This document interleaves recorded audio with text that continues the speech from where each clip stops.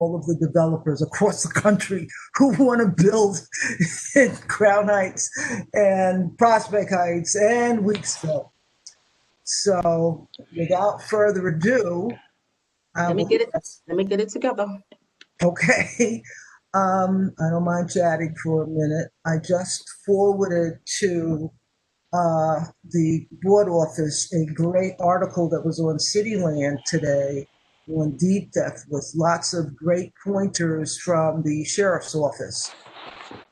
So every year, Crown Heights North Association generally gives a seminar on deed theft. So I was very, very happy to see what the council has compiled under the chairmanship of the Housing Committee, Robert Cornegie, and the Sheriff's Office on how to avoid it, especially the part about the notaries. It seems that the chair of Board 3 was a victim because the notary used in his deal had stolen the notary stamp and presented his or herself as the notary. So that'll come out. I'll send it around. It should be in the newsletter, hopefully, if I'm not too late. No, you're not too late. Okay, great. So are we ready? No, not yet. Okay. We went through this earlier. Oh, I'm sorry. I don't know. I noticed on ZDNet that Windows had another upgrade.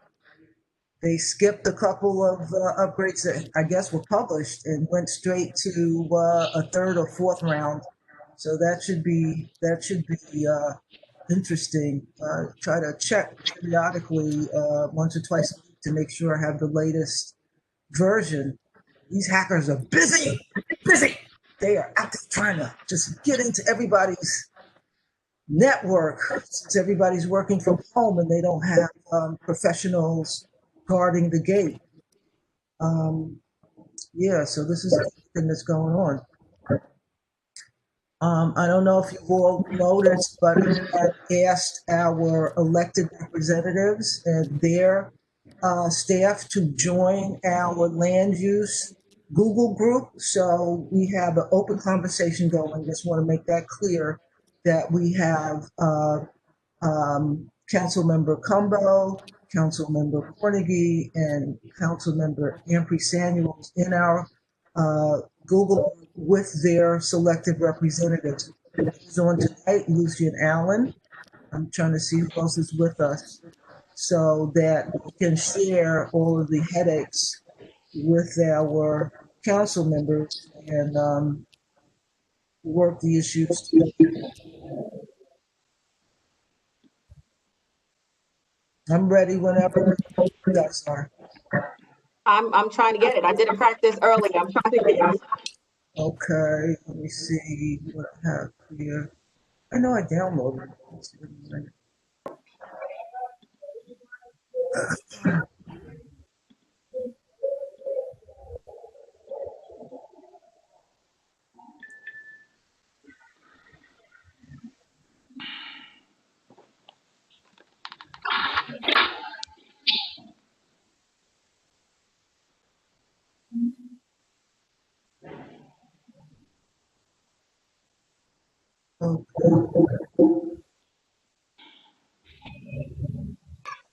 Share content, Michelle, not share screen. Share content.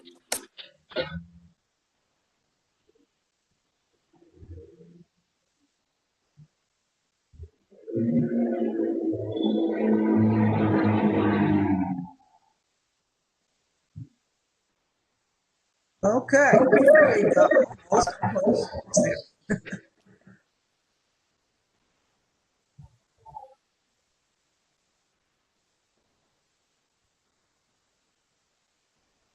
It's the third to the left.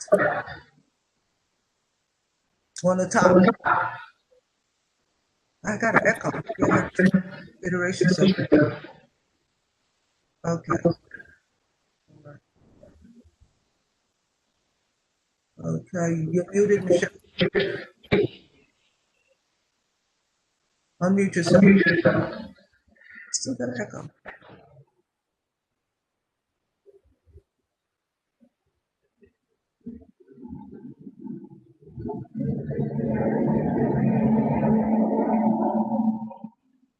I have an echo. I'm going to log off and come back.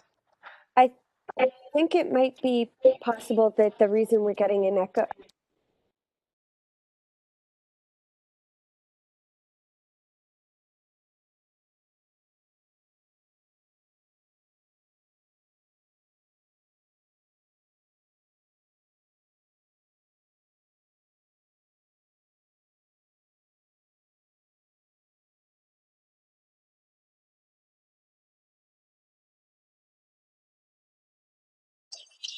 Richard, I'm unmuting you.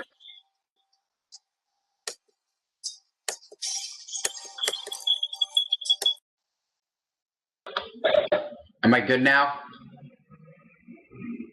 Yes. Yes, you're good. Okay, great.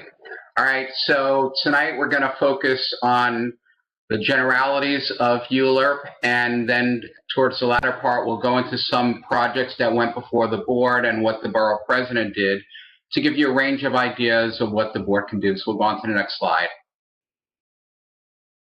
So we're going to focus towards the latter part again on Community District 8. So we'll go on.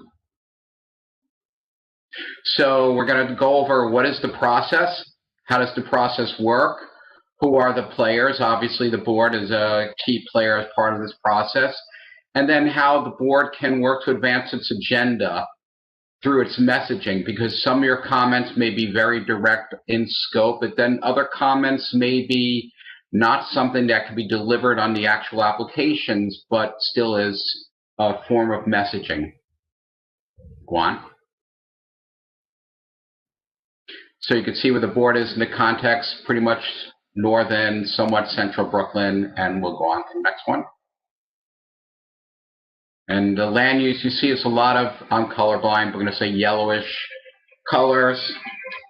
And don't know, Colin, bear with me a second so I can stop the phone. Sorry about that. This Okay. is Richard. Is it true that all of these colors stay the same for the same meanings, no matter what a portion of land it's being applied to in New York City? So if a property got redeveloped and it went from, say, commercial to residential, the colors will eventually change to reflect residential. Typically in that case, it's going to be of the darker shades of the yellow, more into like the mid-density colors, going towards brownish colors. So more of your industrial area, where it's, say, in the M Crown mixed use, may be subject to change. There may be some cases where you have the lighter color residential because zoning may allow much more than what's built there, where it's not protected in historic districts. Those colors will change over time. So this map is in constant evolution. It's a matter of when it's downloaded. You come back a year later, maybe it's 1 or 2, 3% changed. So we'll go on unless there's other questions. So the powers for the ULURP comes from the state and through the police powers. And so we're going to work with development rights and all the regulations that tie to the various zoning districts. It results in maps that show the actual zoning designations. And then for each zoning designation is a range of regulations. So use is one type of regulation, but the other type is the floor area ratio. And then there may be characteristics of the buildings. For example, the board on its western end is primarily contextually zoned as opposed to the eastern end, where the physical characteristics of the buildings are less tied to the zoning because we have two different regulations. But tonight's not about zoning, but at this time at the end, I'm happy to go into that more. On to the next one. So basically, the ULURP is this process where we review certain kind of land use changes. Tend to be more major of the changes. The process is designed for public participation, and in this participation, the board is the first official step, but it's an advisory role as part of this process. Go on. So I know this is a little hard to see, depending on the size of your screen, but certain things that the board, it's really more to give you an idea about this. And yes, Sarah, so your comment. So for example, mandatory inclusionary housing went through the board. The fresh zoning initiative went through the board. Special enhanced commercial districts happen near. We have some in District 3. The self-storage in manufacturing districts when you have IBZ, so that didn't happen in this particular district, more likely in northern, western districts. And then hotels and manufacturing, that did affect this district. Some of the recent ULURPs we had, which I'll go a little deeper into what the borough president did. You see the Bedford Avenue, we've had 587 Bergen, 35 Underhill, the Grand Pacific, 1010 and 1050 are all M Crown area sites. Then we've had special use and bulk permits where you've had at 170 Buffalo, the former hospital site, St. Mary's, 120 Kingston, where you had the club. And these were mechanisms to reestablish these properties. Disposition of public property, we've had one application within the board in recent years. Acquiring private property, we don't really have much of that these days, although in District 6 for the Gowanus Canal CSO facility, which actually affects some of the drainage from this part of Brooklyn, does go towards the Gowanus Canal. So that will help clean the water. And leasing of properties, you've had a bunch ranging from senior centers to much more in the case of child care centers. And then city map change is something that rarely happens. There's no recent examples within this district. Go on. So ULURP isn't needed in most cases. Most development in New York City is as of right. There has been actions that have gone before this board, and the board treats it in a similar review process to ULURP, but you'll have your BSA actions. And then landmarks is another example that this board has. And note that when there's a historic district, there's not necessarily a ULURP action that's married to it, but on rare occasions, ULURP or special permit, for example, would be involved with a landmark action. So it could happen in a sport because you have a lot of landmark areas where ULURP is imposed, but not often the case. Go on. So in order to get to the ULURP process, you got to have a pre-certification process, and that's done between the applicant and the Department of City Planning.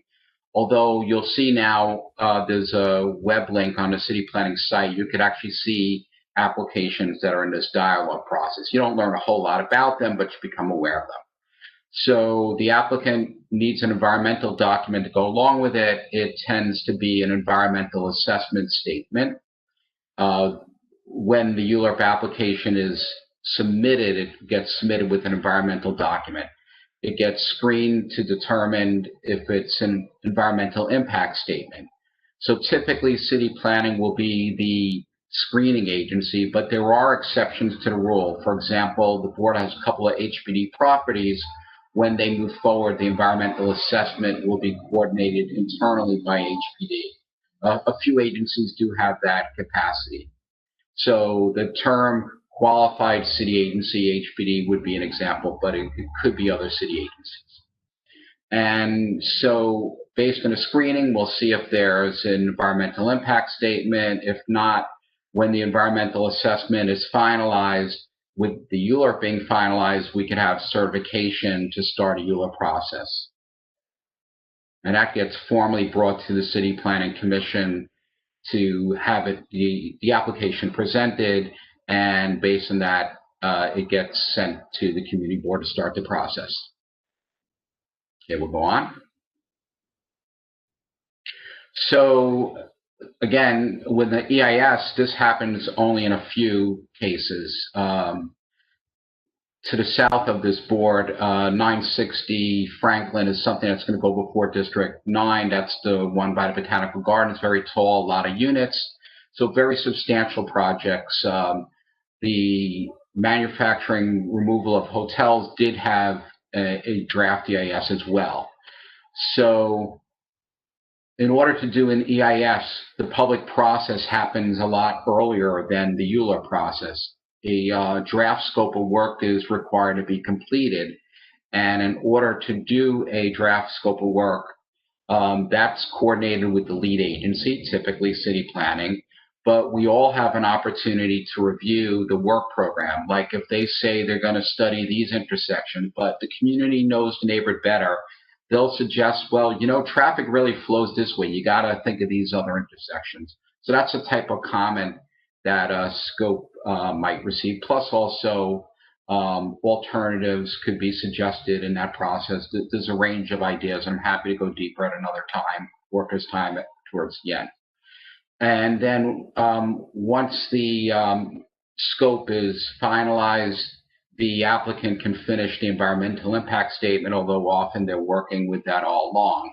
And same thing, once the environmental as a draft is ready to go, we can start our ULURP process for certification. We'll go on. So now city planning initiates the process by deeming it's complete. Again, it happens at those Monday sessions of the City Planning Commission. And so it goes to the community board, the borough president, and to the city council, where the city council would notify the individual member. We'll go on.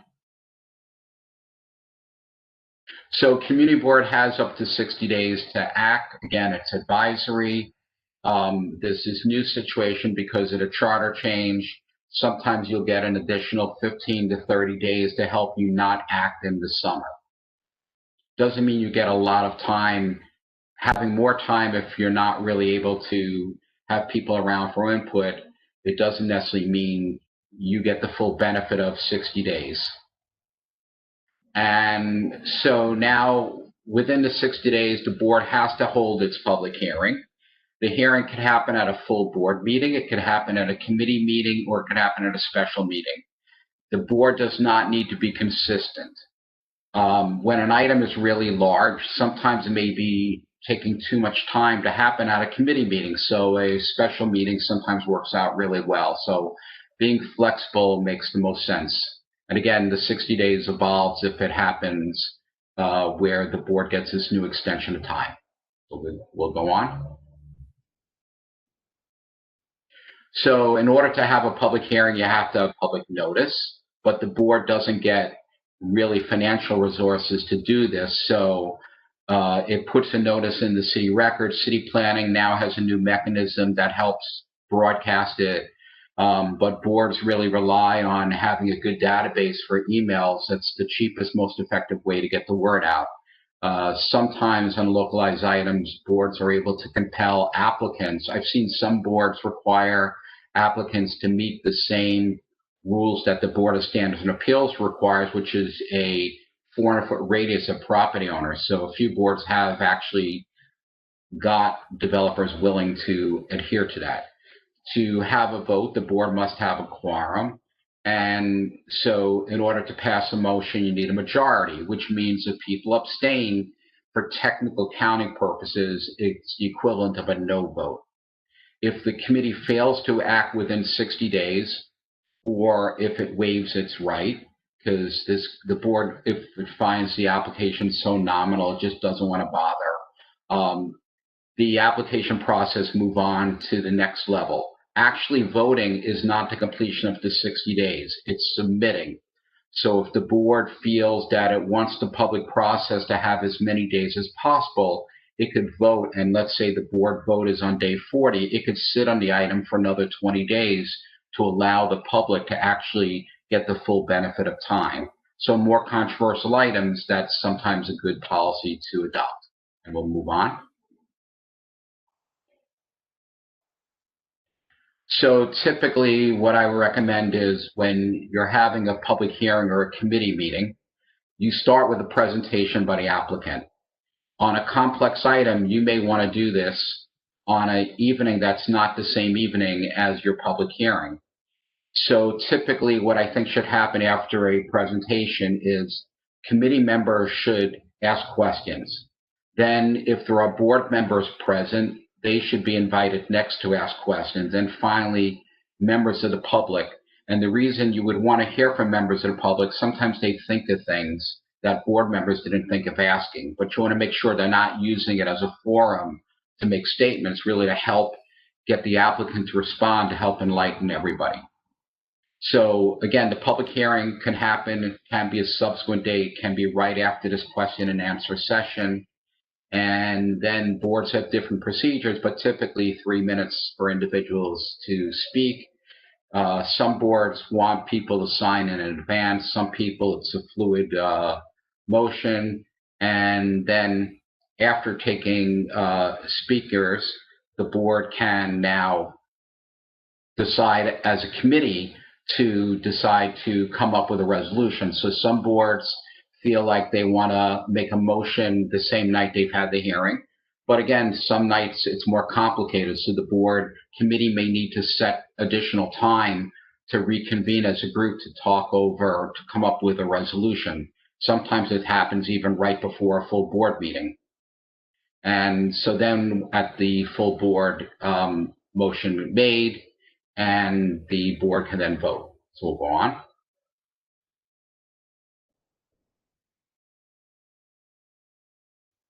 So again, committee develops the recommendation. The full board meeting is when the motion is shared, and the motion can either be approved or disapproved, and in either case, there may be conditions tied to this. So the board now submits its recommendation to city planning, the applicant, Borough President Adams, and the city council. So the board has now done its job. We'll go on to the next part. So this is a chart that gives you the whole process in a nutshell. I'm not going to read through it, but this is like a cheat sheet to have everything all together. And the borough president's part and the city planning part, I'm about to present in more detail after this slide.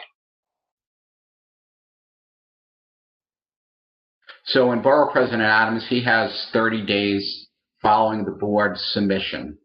Although we start our process, when you start your process, we're paying attention to you. We're at your briefings, we're at your hearings, we have staff at your vote. So we're the next part of the advisory role.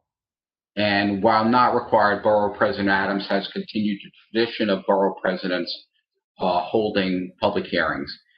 Typically, we allow up to 3 minutes. There are times, because items have so many speakers, we have reduced this time, because the goal is to have everybody speak. And if everybody speaks 3 minutes and you have 20 speakers as efficiently as you are, you probably gone more than an hour. If you have 60 speakers, that's 3 hours. Well, some people don't want to wait around 3 hours, 4 hours to speak. So there are times we have compressed the speaking.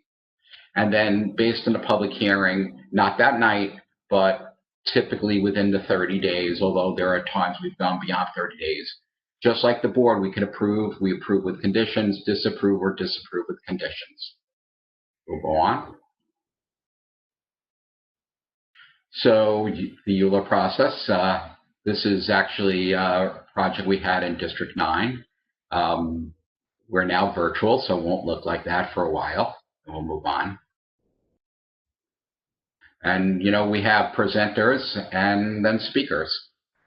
So, and when we have presenters, we typically question them. That's okay, you can move on. So after Borough President submits, now we have the City Planning Commission.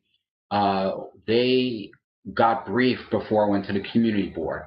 So the first step for them is after the Borough President and Community Board had their opportunity, they get briefed by staff at a Monday session, and then 2 days later, they have their public hearing. And this is required. And the outcome of their public hearing, again, not the same day, but for a simple item, perhaps 2 weeks later, more complex items, closer to the full 60 days, about 6 weeks later, they will either approve, disapprove, or modify the application. They will stick to the land use item. And let me look at Sarah's question here. Actually, it popped away. Sorry. So basically, they're going to keep things within scope. If the Borough President Community Board says something out of scope that they want to acknowledge, they may put an acknowledgement in their report, but they're not going to take a position on it. They're going to be strict to the application within the parameters. An example of a modification might be somebody had R6B zoning, which is basically 4 or 5-story zoning. Somebody asked for R7A zoning. Commission could say R6A is our modification, as an example, because it's between the 2 districts.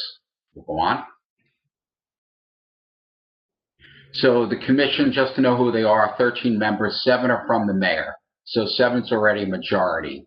We have 1 appointee by each borough president, 1 by the public advocate.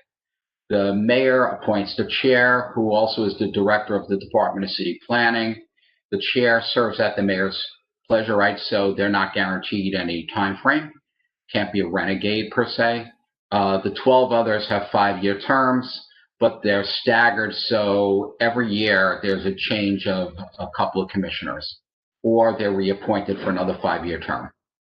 And so, for example, borough president may inherit a holdover from a prior borough president and could choose to continue that person or put in their own person. So that's the reason for this staggered 5-year term, because borough presidents, for example, have 4-year terms, public advocates have 4-year terms. So the staggering allows it to not be within the election cycle in a typical year. And the commission, their goal, right, orderly growth, development of the city, making sure there's adequate resources for businesses and whatnot. So they take a whole lot of things into consideration when they make their determination. And we'll move on. Council gets 50 days. So they're the final step, but they only get it if the commission disapproves. They don't get it, right? They only get it with an approval. They could get it without a modification. If they get a modification, they have the right to ignore the modification. A disapproval, they're not having any action. They can't resurrect an item. So they are also required to hold a public hearing, and then eventually the committee that holds the public hearing will approve, disapprove, or modify. But again, they have to modify within scope. They can't call for something more than what the applicant asked for. They can't call for something less than exists today. A quirk happens. You have an R6 district. You have a quirk where you have a very high community facility floor area ratio. Sometimes that gets in the way of modifying applications. In the contextual districts, that's not an issue typically. And council acts at their stated meeting to complete the process, although there's a modest mayoral role, and we'll go on. Next slide. Yeah. So the mayor gets 5 days to either accept the action or veto the action. This never happens. And then the council, if there was an override, 2/3 can undo a mayor accepting or vetoing it. So this is a technicality, but this is not something that you would expect. Okay, we'll go on. So again, this is another graphic form of the chart. I'm not going to go through it, but these charts are available in case you need to try to do this in a snapshot. Okay, move on. And again, that's another version of it, so we could go on. So now we're going to walk through some applications in District 8 pretty quickly. So in general, when we weigh in on housing, we'll often say we'd like to see a family-oriented bedroom mix, like 50% 2s and 3s. This is standard policy of the borough president. The composition of commissions, to Sarah's question, the commissioners have to be approved by the city council. So in rare cases, I've seen the council take forever and then they put a different person out there. So another thing we push when the application has some very low income and small apartments, we encourage marketing to seniors. Doesn't guarantee they get the unit, but we know they can afford very low income studios and 1 bedrooms.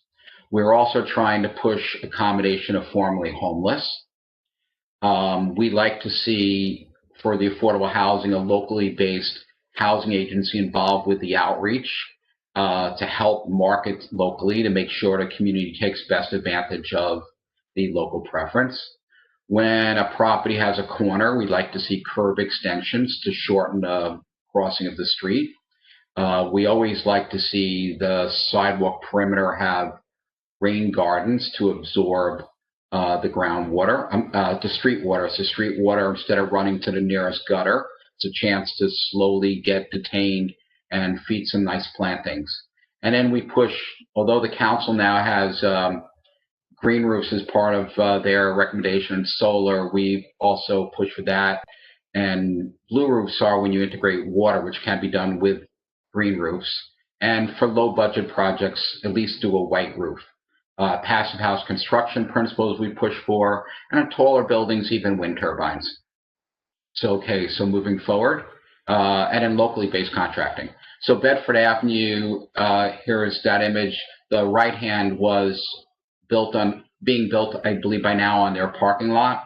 So we'll go on, help you remind yourself of the project. And one of the additional recommendations we had here was, because with so many low-income units here, 100% low-income, we did an analysis of your elementary schools in the area, and we noticed a lot of kids from shelters attending these schools. And the shelters aren't necessarily in the community. So one of our objectives is to help sheltered children have shorter commutes to their schools. And if they could, because some affordable housing folks in shelters actually have income, if they could qualify for the lottery, treat them as local preference, treat them as part of the community's local preference. That's a policy Borough President Adams has been trying to advance. Go on. 587 Bergen, it's an infill project. Go on to the next one. And here's the Underhill. So this is kind of weird for you, because this was about turning a parking area that wasn't utilized into a retail space. So we'll go on with that. So the amount of floor area they had wasn't enough to do the entire parking space. So we thought there was some air rights on the adjacent buildings to the north, that if the condominium bought the air rights, that the entire ground floor could be made for retail. And we were hoping to secure a supermarket there with affordable offerings. You know, a lot of the new supermarkets coming in line, their price points are not an opportunity for everybody to shop there. Okay, we'll go on. Get into your M Crown area. The highlighted area, the upper floors, were actually removed by Councilmember Cumbo at the end of the process. So we'll go on to this next slide. And by the way, this was a building that incentivized your community board to get guarantees, because that had some promises that you see the little building that was going to be incorporated and be a little art center. All this was sort of voiced, but there was no backing to it, and the new ownership apparently is not honoring those suggestions. So we'll go on. So some of the recommendations, Borough Community Board made this disapproval, and so these were some of the recommendations that came out of the board. So I won't go through them too much, but the idea was to get the project to be more fitting with the M Crown and to reduce the areas affected by the rezoning. And we'll go on from this. So 1050 Pacific Street also happened at the same time. So here's a reminder what the project was proposed to look like. And again, board resolution in a similar vein, although this was done with an approval because it was a lot closer to the M Crown spirit of the community board. Okay, go on. So the borough president, he took into account the board's recommendations, and so we wanted to lower the R7D to R7A, which is what the council did. We wanted to get the rezoning away from Clawson Avenue, because then all the other property owners that weren't part of the application, they would get the benefit of the rezoning without any commitment towards meeting community objectives. The same issue on the 1050 Pacific to get the zoning off the avenue, that didn't happen. Also wanted to legally bind the M Crown commitments And obviously that became a lesson learned for the Grand Pacific. We also wanted, the 100% M-Crown uses, and we brought in that homeless preference as well. And then something we'd like to do with garages, especially when there's affordable housing in the building, we're pushing car share. We believe that car share not only can reduce the need for automobile ownership, but also for those in the affordable housing units where parking is provided in the building, but with rents that they're not going to be able to afford, it gives them an opportunity for access to automobiles, because there are times having an automobile does improve your quality of life. And then rat abatement procedures is another item we put out there in terms of going beyond, putting more obligations into the developer's responsibilities. Go on.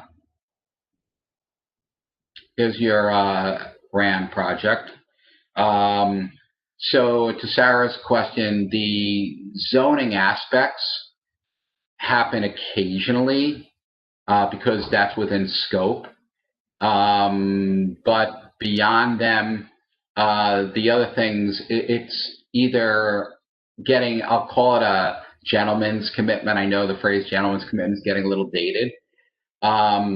Some developers feel they make this commitment publicly. They're doing business in New York again. They want to be labeled the right way. So they follow through, even though it's not binding. But we have this now rare case of what Board 8 accomplished on this particular site to bind commitments. We'll go on to the next slide. So one of the things, just use this slide to give you a little sense of areas for what we call Cross Brooklyn, connecting residents on safe streets to pop the curb out into the street. And then you can see the green areas we put in the sidewalk, give you a sense where one could put the plantings for the rain gardens, which may or may not have trees as well. And go on to the next slide. So on this slide, we call for reducing the 7D to 7A. The M15, by the way, is a high FAR manufacturing / office retail district. It's got a multiplier of 5 times the property. So it's 5 times greater than what you have in M-Crown. The idea is if you have more manufacturing floor area than you do residential, the developer might want to use the remaining floor area. For example, the R7A with MIH is only 4.6. Therefore, if I want 5, I have to do something else, retail-wise, office-wise, industrial-wise. So that's the idea for having a higher preferential floor area. That was the objective there. We wanted the MIH, instead of option 1, which is an average 60% AMI, we suggested it going to a 40% average because we think people being pushed out still are fairly low income. People most rent burden are definitely a very low income. So we'd rather sometimes have less affordable housing because it's who we want to benefit. I should note that in option 1, 40% of the units would be at 40% AMI. But in option 3, 100% of the units are at 30, 40, and 50, where in option 1, you could have some 60, 80, 100% AMIs. So it really depends on who you feel you want to help in your community. We also called for an equivalent of the special enhanced commercial district to be on Grand Avenue, which is consistent with the M-Crown goals of the board, because it would require retail on the ground floor of that frontage. And then we lately have been calling for some of the retail space to be affordable for arts and cultural organizations, as well as local retail. If they drop the rental price, it gives an opportunity for these kind of uses to get into the spaces. And this was another site. Your area, every time there's a ULURP, we will call for rat abatement procedures from the developer. Okay, go on. So here's 170 Buffalo, the St. Mary site that's becoming the nursing home. And this was an example. We thought that the sidewalk should be popped out for the crossing, especially going up to Weeksville. And then again, along the sidewalk perimeters to have the what were then called bioswales, but now called rain gardens by DEP. Go on to the next one. The 120 Kingston, this is site to reactivate the retail site. The reason it needed ULURP, it did not have a commercial overlay. So when you have landmark property, you have this special permit that allows a use contrary to zoning. And then here at the site with HPD, again, the idea was perhaps to have rain garden opportunities. Try to kill this. Sorry about this. So go on to the next slide. So with child care centers and senior centers in general, we get concerned that landlords might not stay long-term with these properties because the value of real estate is becoming so much. So we want the city to do, beyond their lease, to do 5 two-year renewals so we get 20 years out of the property. The reason we want the renewals is in case we need to leverage improvements through the lease renewal. And then we want the city to have the right to acquire the property before anyone else could acquire it. So giving the city early enough outreach to do that.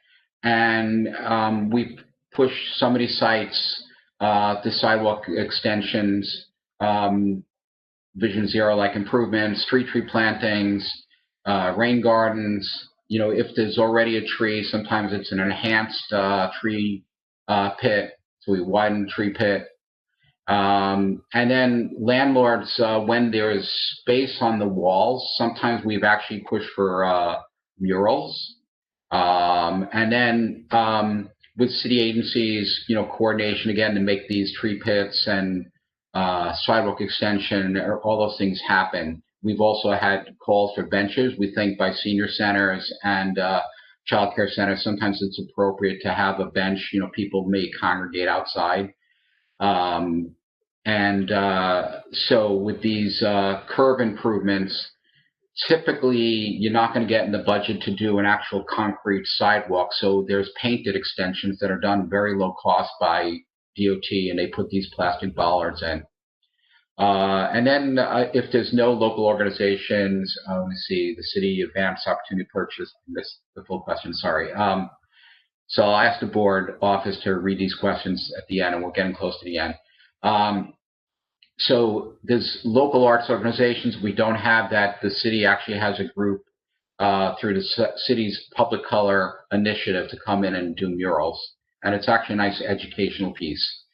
And we like these things done in community consultation. So if the board has issues with some of these various improvements, then it's okay. We just don't do them.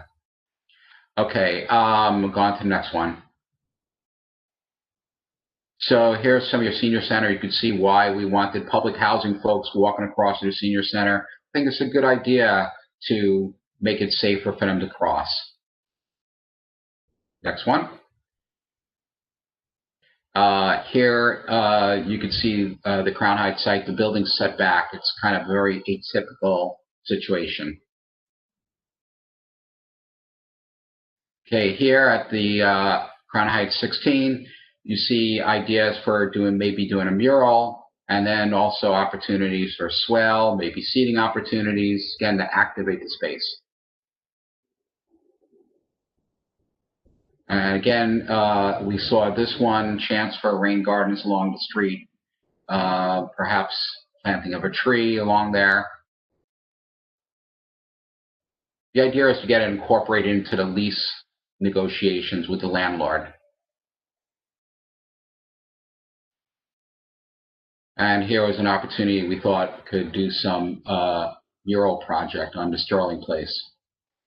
And by bringing it up early in the ULURP process, perhaps before this gets to the city council, and this council doesn't have to review these items, but the council could call them up to leverage certain things. So if the lease didn't deliver enough of these nuances, the council can actually call this up and use their opportunity to force a ULURP to be extended to leverage some of these initiatives.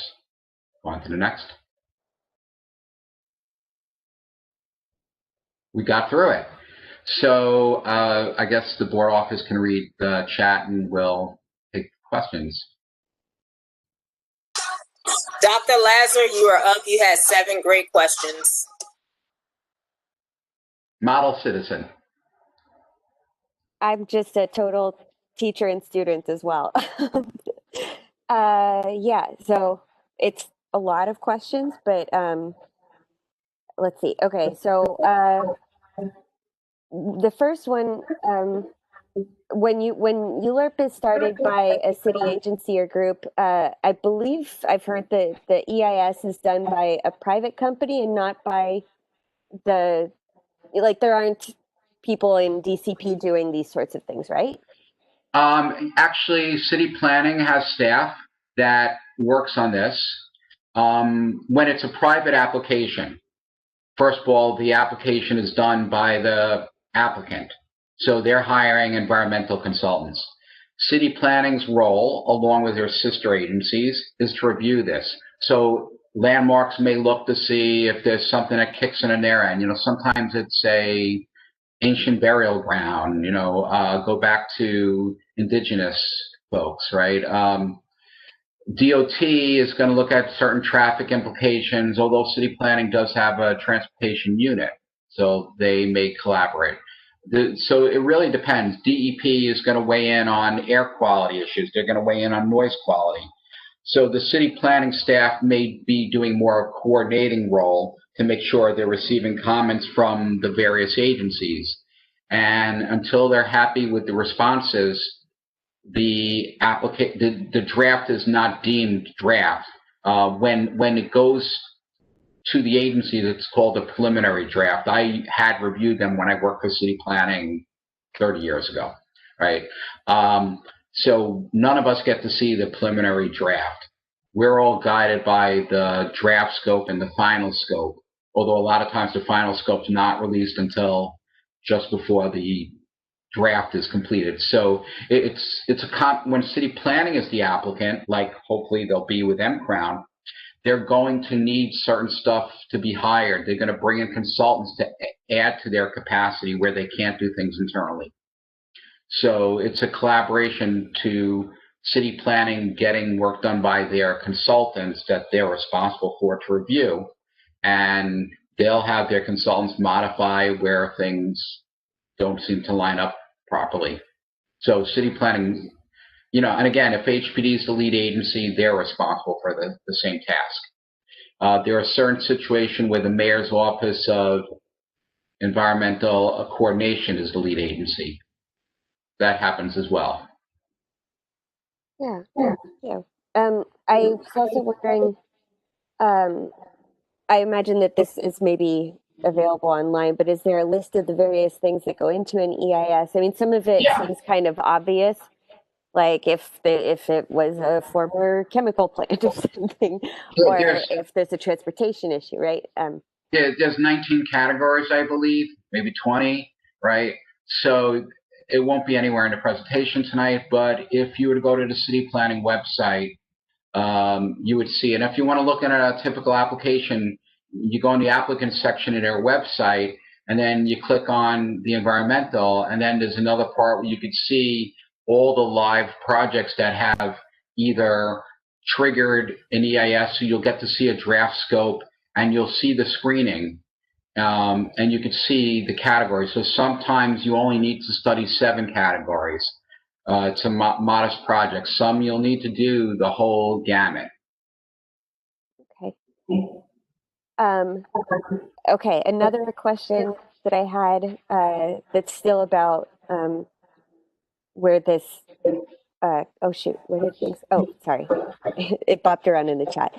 I was wondering, it feels like most of the ULURP applications that come to CB8 are usually a private developer who's doing an individual application, and M-Crown is obviously different because the community board is sort of where it originated. But I was just wondering, in general, citywide, like what share of these ULURPs are private applications and what share come from other sources? And are there, I mean, I think it's kind of rare for a community board to originate this, but Board 10 did an application. They did a text change to eliminate a special permit to enlarge 1 and 2 family homes. Okay. So, But you need the resources. That's the hard part. That was a pretty simple one. They didn't need a consultant. So the community board can do this. Borough presidents can be an applicant. In fact, Borough President Adams, in order to reduce costs for restaurants that happen to, and other businesses that happen to not be in a commercial district that would benefit from being a commercial district, he agreed to be co-applicants so they wouldn't have to pay the filing fees. That was a recent announcement we did back in May.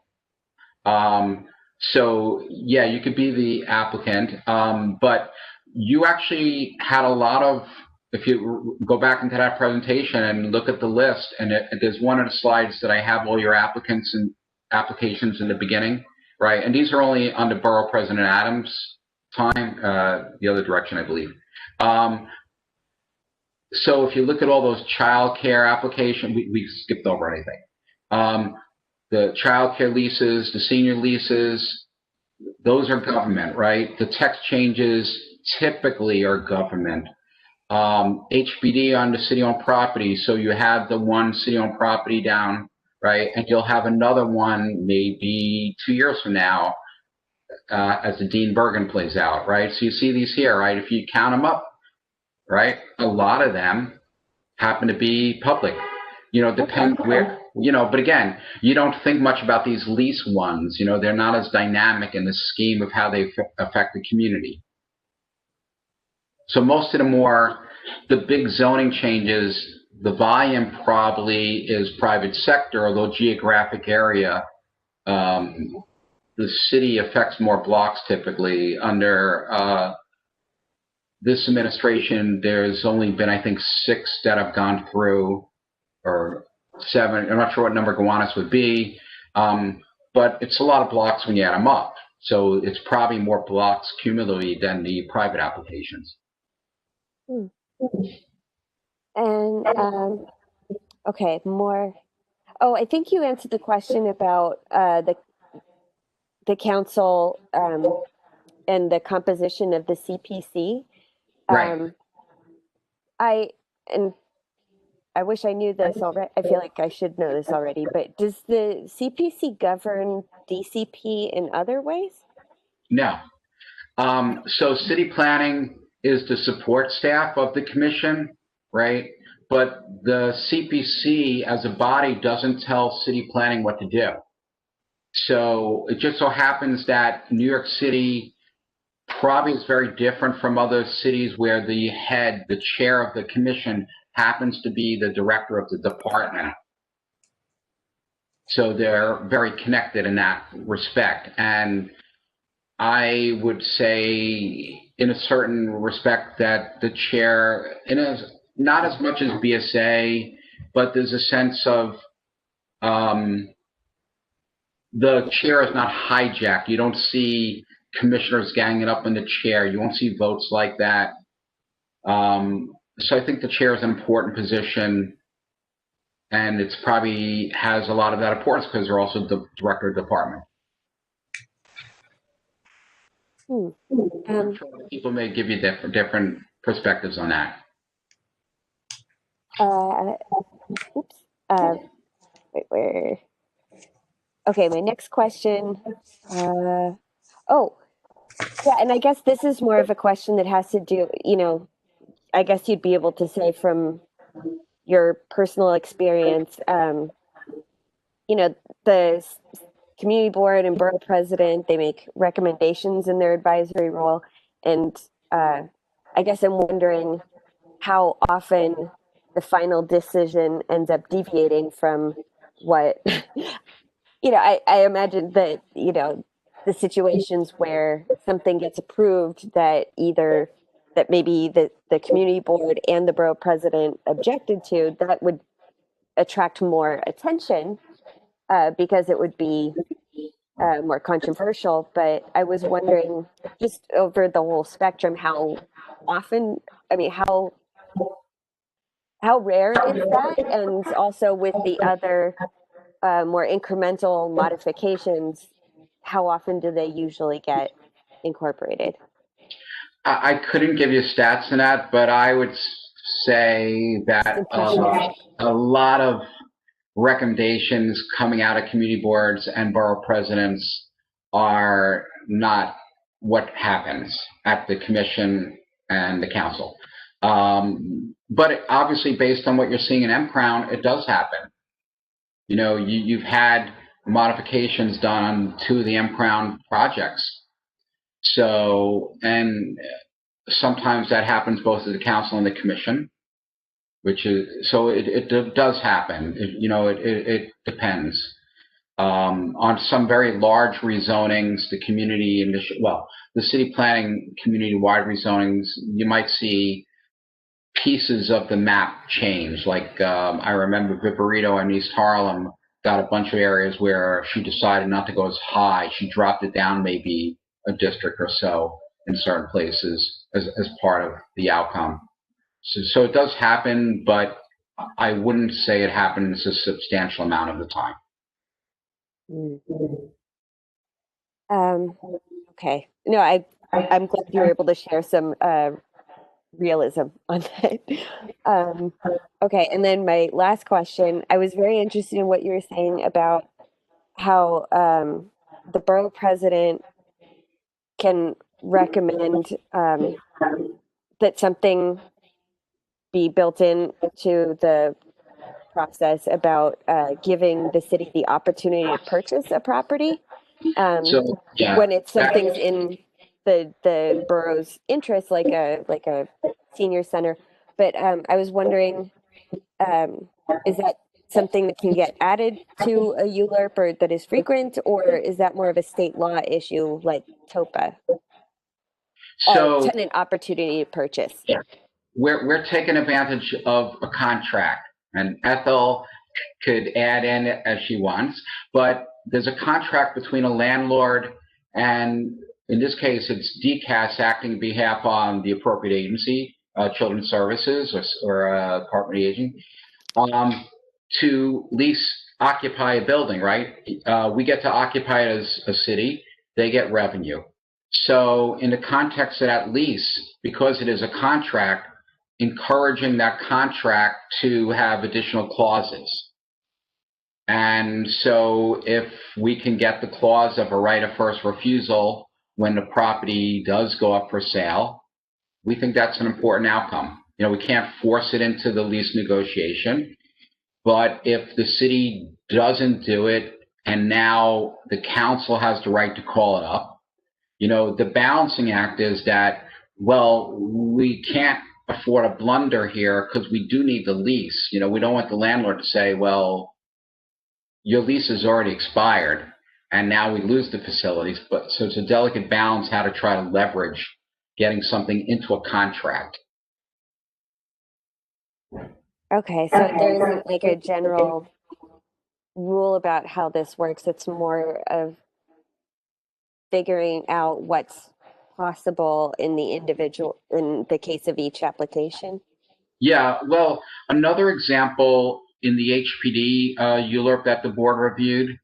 So there had to be a disposition agreement between HPD on behalf of the city and in this case, affordable housing developer. I believe that one was Settlement Houses, right? So the question is, what goes into the disposition agreement, or LDA is the jargon for that, or the financial terms, because they're getting financing from government.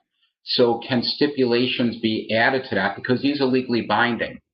So we'll encourage using either the financial terms or the disposition agreement to pick up other aspects that we think don't go too far in terms of what should be in a contract. You know we can't do it through the ULURP, but can we use other devices that are adjacent to the application to try to memorialize something? The same way the board, very successful, getting the developer to file on his own property. Right. Okay. Thank you for answering all my questions. I know that they were a lot, but I'm So learning a well lot. learned. You're helping others learn by asking these questions. Thank you. I think Ms. Tyus had a question at the end. Oh, or I could just read Ms. Tyus's question. It's does the CEQR technical manual provide guidance for EAS and EIS work? So it talks about triggering thresholds and what has to be done, like the tasks involved for a scope of work. They come out of that manual. In fact, if you read a draft scope of work, it starts talking about the thresholds. Like there's a descriptive paragraph or several paragraphs depending on a topic. And for example, secondary displacement, it literally describes a whole bunch of things that may or may not trigger additional analysis. So yeah, they're good places to look. And again, even looking at a live document such as the draft scope of work is very informative because it's based on the manual. Doesn't mean they got it right, but this is what we have to work for unless we have case law that evolves it. Thank you, Mr. Barrett. Right, welcome. Well, folks, this is an opportunity. Don't let it slide. Come out with your questions. You could even ask zoning questions. Did you hear that? Zoning questions are welcomed as well.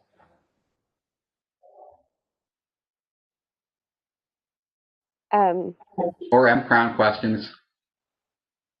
I mean, maybe while people are formulating them, I also wondered, I care a lot about the secondary displacement question. I've often wondered how these get calculated. Maybe that's too in the weeds for something like this. But I did also wonder where the certificate of no harassment fits in to all of this.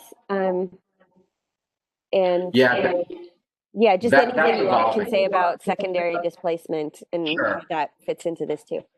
So I'll go to the latter part first. The certificate of no objection started from a movement in the Clinton section of Manhattan, right? And a lot of real estate pressure there. And so the concept got picked up in the rezoning of Williamsburg and Greenpoint to a more limited extent. And then there was advocacy when there was rezoning. City planning took on, actually at behalf of the community board and council member, mostly downsized, some upzone, but a lot of displacement pressure in Sunset Park. So they were calling for these anti-displacement, anti-harassment measures. And then more recently with the council, we've had some in a more generalized way, because there was an issue towards the end of Bloomberg of something called, trying to think the term, it had to do with court appearances, and the city deemed that, well, this new process really handles this whole anti-displacement thing, so like the city argued we didn't need to do more, and then it laid flat into the new administration until the council raised it again. So now we're seeing more and more buildings at least qualify to prove how the unit got vacated to show that there weren't complaints put in, right? So, and there's punitive aspects that if it shows up that, well, you kicked out somebody unlawfully, then there's penalties involved that help contribute towards providing affordable housing. So I'm not sure if I answered in the way you were looking for. Going on to the issue of displacement. So if you look in the draft scope of work, it describes some of the methodology of tasks that have to be done. But there's some issues that the borough president had consistently raised in responses to draft scope of work, which is that not too long ago, we had leases that were below the rent stabilized lease, right? So, people could suddenly get a shock and jump their lease 40, 50%, even though the rent is still a stabilized lease, right? So fortunately, that's out. We'll see. Hopefully, that's a permanent fix. But we used to raise that, to say that, well, we should really understand how many leases are subject to this jump to rent stabilized rate, because that could affect secondary displacement. Other issues is when you have a rent stabilized building, if you're significantly underbuilt, then maybe your zoning is worth more than your building. So even though you have a rent stabilized building, you can knock your building down. You could get permission to demolish the building. So I saw some write-up of an attorney who was at one of these developer property seminars that was held at the Brooklyn Museum a few years ago. So it educated me. Basically, if you file with State Housing Community Renewal a demolition plan approved by the Department of Buildings, and you demonstrated bank financing, then you had the right to have your stabilized units vacated. And in addition to that, you had to pay the parties you'd be vacating based on the number of years they were living there, as well as their bedroom sizes, right? So the larger the apartment, the bigger the cash payout. But basically, people would have to accept the payments. Now, fortunately, since that session, we've not seen this really happening in droves, but it's something to be alert for. So we believe that just because you're stabilized, you don't have a guaranteed, no, you're not getting displaced. And when we write these comments, we always refer to 4th Avenue and Park Slope. I forget the cross streets, but there's now a 12-story building that replaced probably a series of 6 or 7 rent stabilized buildings. Big rezoning from an R6 to the R8A, technically the zoning doubled. So, and the value because what was going on in Park Slope. And this was one of the first buildings that took advantage of the 2004 rezoning. Yet every EIS, every draft scope of work ignores that possibility, yet it's been a reality. So that's an issue that we've raised consistently with concerns for that should be studied to help understand, is there going to be displacement or not, secondary displacement or not. The other thing is with primary displacement, when you have a rezoning and it goes beyond the applicant's property, not always are properties we believe that would be redeveloped studied. An environmental assessment only looks at 5 years. Typically, city planning doesn't have people study lots that are below 40 feet. I could show you several narrow lots on 4th Avenue. They didn't go to the 12 stories because they spread the building out more, but there are 8, 9-story buildings on like 30-foot lots, 20-foot lots. So yet, if there was displacement based on the EAS and EIS methodology, they don't get studied. So looking at the term soft sites, significantly underbuilt. Rule of thumb, if a property is built to about half or less their zoned rights, we deem them attractive to a developer in a strong enough real estate market. So we think they should be studied. We don't care if they're 20 feet or whatever. And you may have had a little bit of that into 1010 and 1050, given how wide their boundaries were.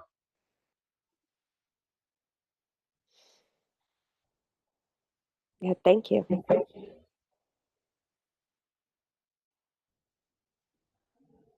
My time's yours, so if any other questions, happy to stay on. James Ellis had a question. Yes, may I ask a question, Ms. Lazar? Can you delve into the soft site issue a little bit further? Because generally we get a response from city planning that they cannot control the whether or not peripheral sites are added to an application, such as what was done with Grand Pacific, the Right. site across the street was added to the application and would not, that owner would not work with us on the community benefits agreement. Right. I mean, obviously the council could have cut the site out in the end, but city planning, when they work with private applicants, they're looking to do something from a good planning rationale. So squaring up, going beyond properties, getting to ends of blocks, going across streets, a lot of that is based on sound planning. Sound planning, why it's good public policy, isn't always best community policy because you have the unintended consequences. As Ethel pointed out, you don't have somebody to negotiate with to get above and beyond benefits out of them. You know, why get the same reward? So, for example, on the north side, okay, you want R7D, which is a multiplier of 5.6. South side, we got nobody to negotiate with. We'll give you 4.6 because you wanted the extra, you got to give more. So the developer on the north side is going beyond MIH. They're giving back some community value by lowering their collection of rent from the real estate on the ground floor, right? On the south side, you don't have that. But from a good planning perspective, having both in the application, now, good planning doesn't mean they both have to end up R7D. Having 7A and 7D maybe makes sense. One's a little closer to Atlantic. You know, one may be a little closer to lower rise buildings in the edge here of Crown Heights going into Prospect Heights. You know, so it's like transitioning. So it doesn't have to be one size fits all on the zoning map. Something that exists with residential, which was the case in the south side. You have a couple of older buildings. Some of them, you know, are not occupied or not occupiable even. But there was residential use. So to have zoning reflect their residential use is not necessarily a bad idea. What was the appropriate density? Did it have to be the same as proposed? Again, on the north side, developer was willing to give you R7A height. On the south side, they could have given you 11 stories if they got R7D. You know, corner, maybe you spread the building out, maybe you don't. Maybe that extra view sells. You know, especially you're not blocked by the building on the north side of Grand, so the 10th and 11th floor, who knows what views you get. Thank you. Is there a quickie site we could visit where people could practice their FAR calculation skills? I don't know how much the zoning handbook is live, but the zoning handbook gives you the very basic quickie stuff. Sometimes it won't give you enough information. It's not deep enough, so you don't realize as much from the zoning handbook. But I think it's a decent starting place to get introduced to the language. I did something that's a bit dated for Howard Golden, actually, that's simpler than the zoning handbook that I've done for a few times when the Municipal Art Society had me speak at their, trying to think what they called their weekend sessions. Anyhow, I would look at pages in the zoning handbook. I've done presentations for other community boards. I customize them based on the zoning districts you have. They take a lot of time to put together, so I don't have the internal resources to do that now. I know I have one for District 9, right? So if you were to look at some of the slides in my District 9 presentation, me talking through, because you don't need to know about districts you're never going to have. You only want to get comfortable with the ones you have. And basically what you have are, I think you have R5B as your lowest for a few blocks of Crown Heights on those streets where you have like in-between grids north of St. John. Then you have R6B, which is basically 4 to 5 stories. You have 6A, and then you start having zones that are married with MIH. So you have some R7 that is standard R7 because you used to have, your R7 became R7A. Some of your R7A is with your MIH, so the rules are slightly different. You have the 7Ds up the hill where you had formerly automotive zoning, and you've got, your new 10-story buildings up there. On Bedford, there's like 2-3 block fronts that have the 7D. Then you have this vast R6, and your R6, some of the R6 is meaningless because it's in a historic district. And because in a historic district, you're not guaranteed your zoning rights. So, but the R6 allows for zones that are similar to your R6A and 6B, which are height limited, but it has a sky exposure option. So on very big sites, I would say you need at least 10,000 to do a tall building. Tall in this case might be 12 stories. But if you don't have, say, 100 by 200, site 20,000, you're not going to see developers use the R6. But where R6 comes in handy is for community facility uses, because R6 allows, in the contextual districts, the A's and the B's, you don't have extra zoning for community facility use. But in the R6, your community facility zoning, when you build just community facilities, is 2.5 times, it's more than double, right? 150% greater than what you could do sometimes in R6. Sometimes it's double, depends on wide streets and narrow streets. There's nuances about that. But with the R6 also, when I mentioned the contextual A and B, on a wide street, 75 feet or wider, so mostly your north-south streets, but also St. John's for some of its blocks, you can build more because you're on a wider street. When you're on a narrow street, you're building like 2/3 of it. So it gets a little tricky with the R6, which covers more than half your board.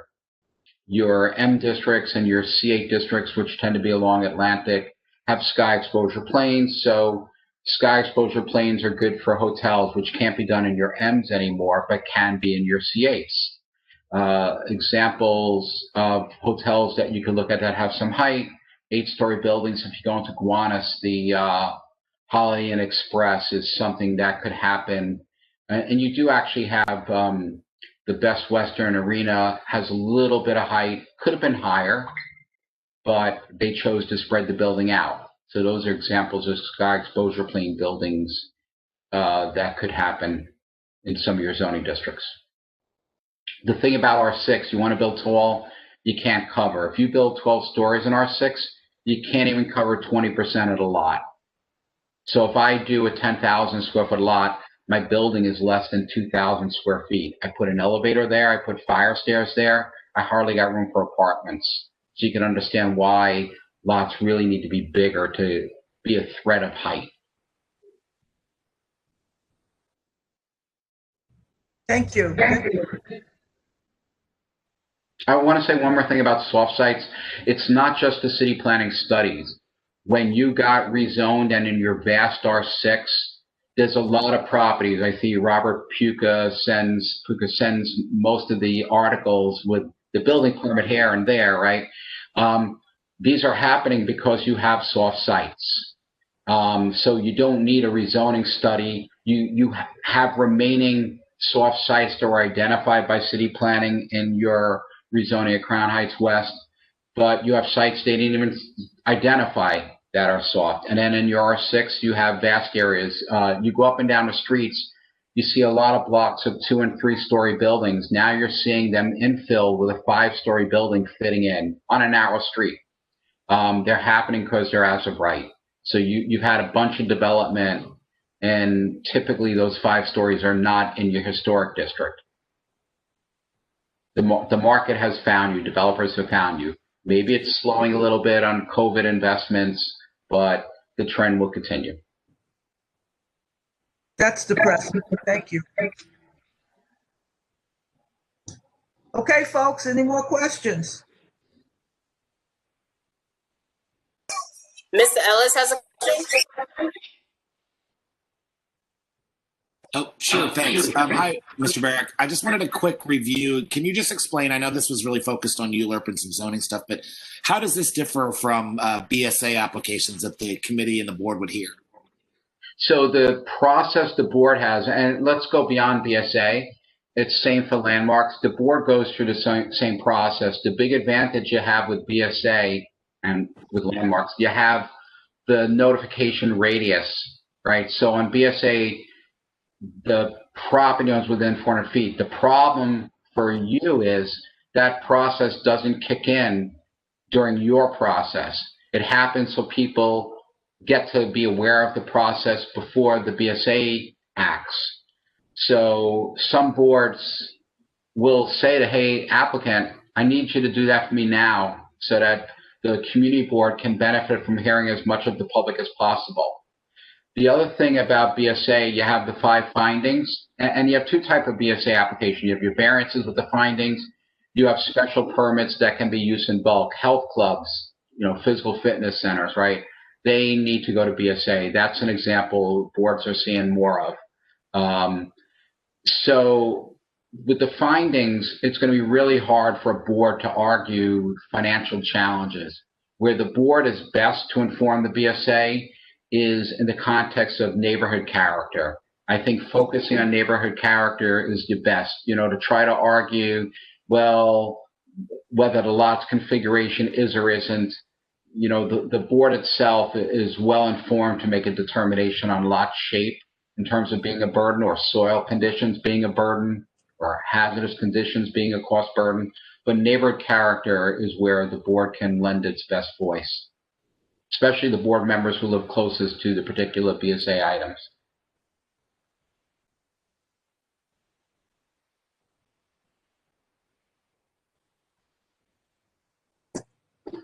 Thank you, Mr. Barak. Once again, I call for questions. We may need to do this once a year at this point. There are things to be revisited, and if you need a quick and dirty in the zoning, I could probably steal a few slides from some other presentations, to get something done quicker. okay. And I would only cover basically the districts you have and districts being talked about. Would you be willing to return sometime in January? The question will be workload. I'm going to have a mammoth workload, so I don't want to commit to a date. And not having, if you could find a college student or something that I could guide that could speed things up. If a board member had some extra hours, I could guide in terms of putting something together. But yeah, I'd be happy to do something. I'll volunteer. Only kidding. We can revisit that, because the density of this material sort of speaks to repetition. Doesn't hurt. Yeah, one of the things I like to do in these presentations is have, for example, a zoning map for the board. So getting that customized takes a little bit of effort. Overlaying it with your historic districts is also helpful. And then, the other stuff I probably could pull together from the districts we have. And then obviously the nuances where you have voluntary versus mandatory, and how the ZQA fits in, getting mandatory retail, we have that into some of the other slides. Okay. So if there's any way that putting out there that I don't know anything about zoning, but I'm interested. Yeah. but if there's a way to be helpful with making your job easier for this. I could email you examples of zoning maps and things like that I put into these presentations. So going onto some of the government sites and doing that, and then matching it up. Landmarks has your districts already mapped, right? So it's a matter of taking that and importing it into the map, getting those things. I think that would be a helpful starting point.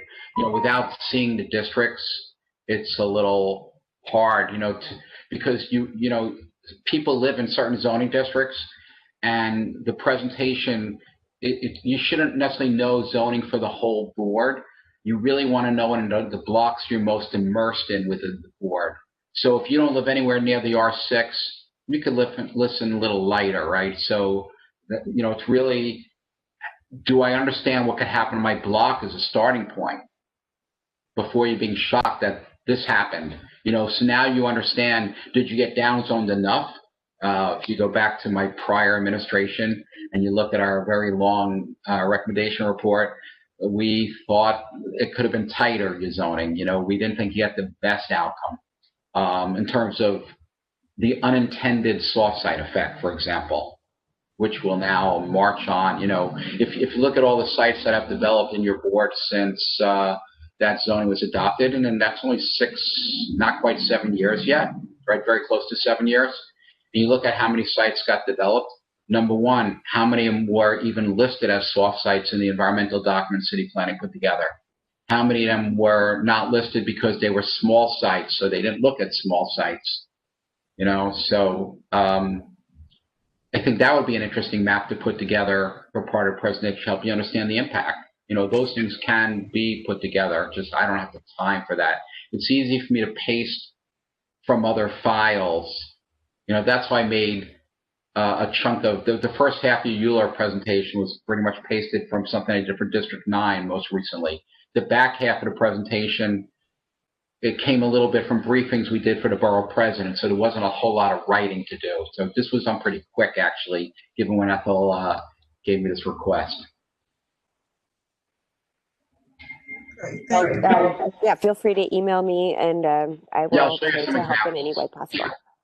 Yeah, and if you have access to these like block and lot databases that are public databases and have the computers that can, you know, do the task. Thank you.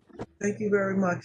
Unless there's anything else, I'm going to close the meeting and look at rescheduling for sometime late January, February, hopefully, to explore zoning in a little bit more detail.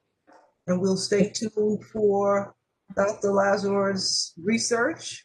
Her computer skills, not research. So this has been very, very helpful. Thank you so much. Thank you very, very much. Thank you. Good night. Good night. Good night, Richard. Good night.